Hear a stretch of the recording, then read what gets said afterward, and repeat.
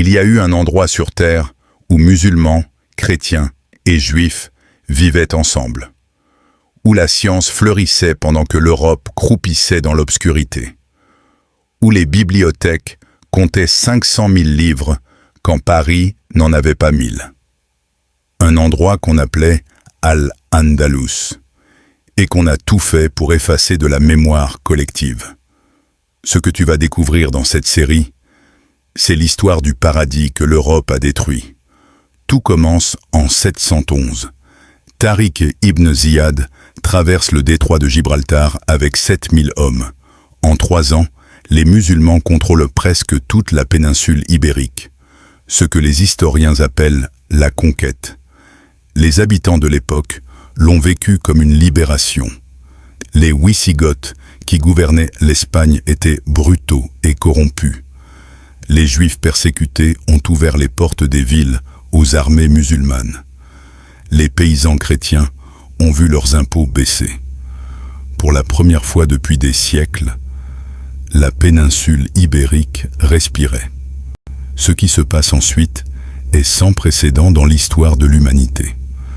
Pendant près de 800 ans, Al-Andalus devient le centre intellectuel du monde occidental.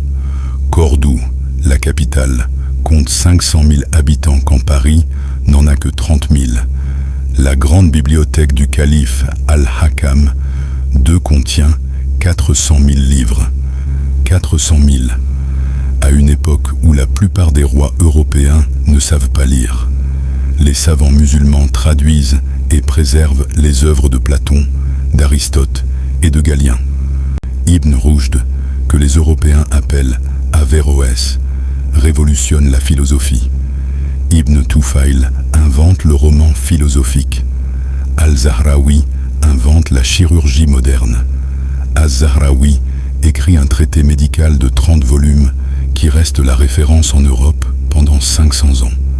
Mais ce qui est peut-être le plus extraordinaire, c'est la convivencia, ce mot espagnol qui décrit la coexistence pacifique entre musulmans, chrétiens et juifs.